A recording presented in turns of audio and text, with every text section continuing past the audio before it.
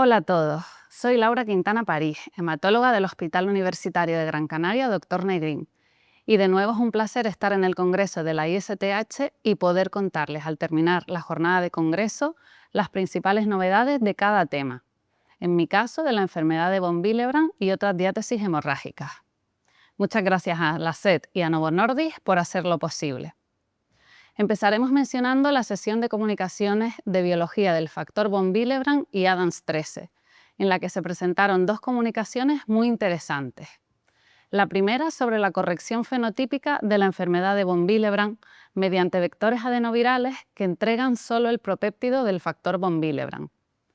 Partiendo de la base de que la terapia génica en la enfermedad de von Willebrand es difícil por el gran tamaño del gen del factor von Willebrand y que estudios estructurales muestran que el propéptido del factor von Willebrand es esencial para la multimerización y almacenamiento, los autores presentan este trabajo, cuyo objetivo es evaluar si la entrega de propéptido del factor von Willebrand, mediada por vectores adenovirales, puede corregir defectos de multimerización y almacenamiento del factor von Willebrand.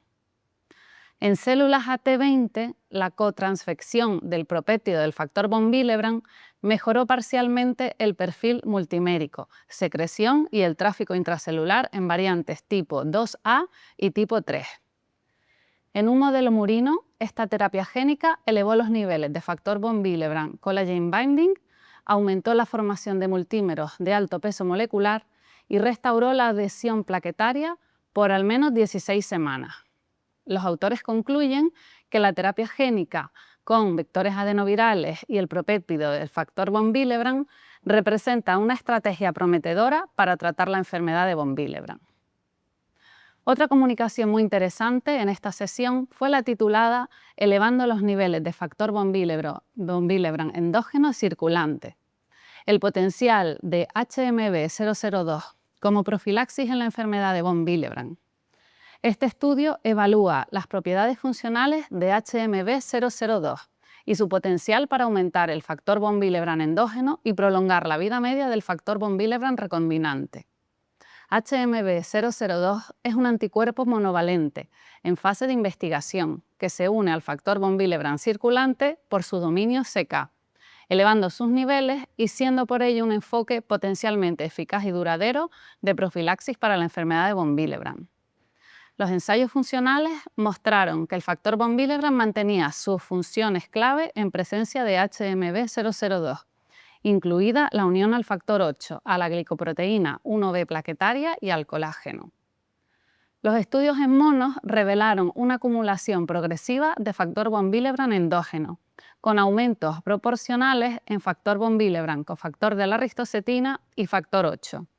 Y una distribución conservada de multímeros del factor von Willebrand.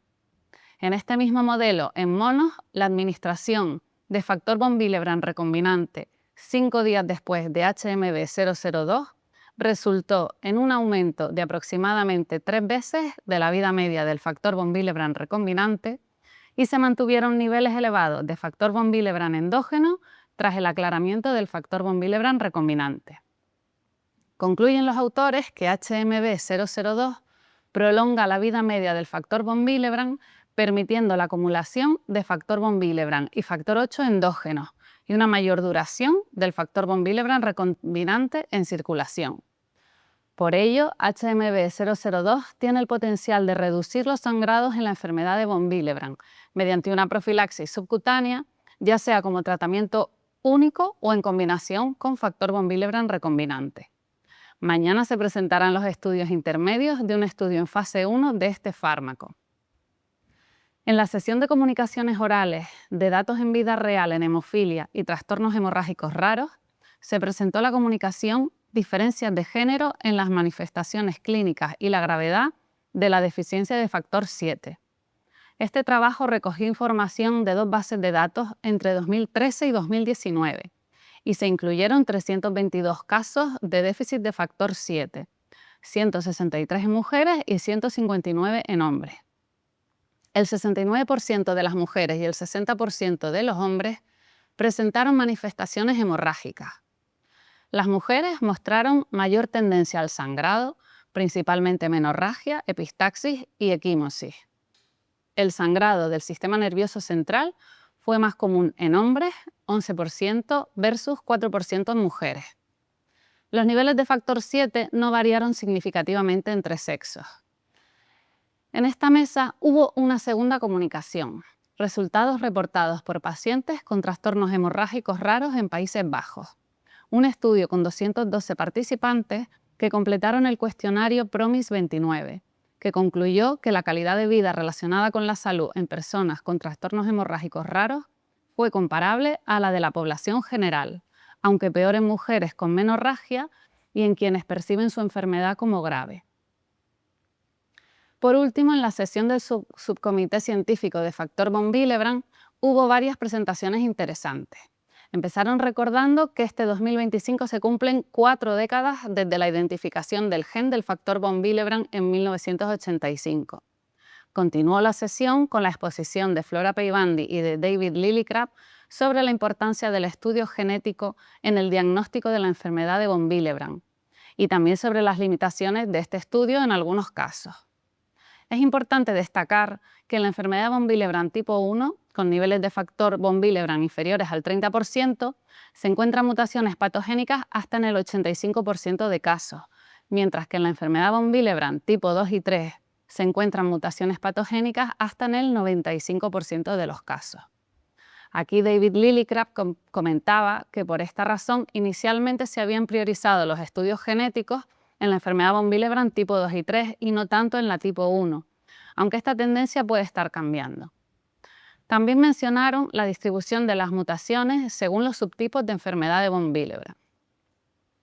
En los subtipos 1 y 3 las mutaciones están distribuidas por todo el gen del factor von Willebrand, mientras que en los subtipos 2B, 2M y 2N están bastante concentradas en pocos dominios.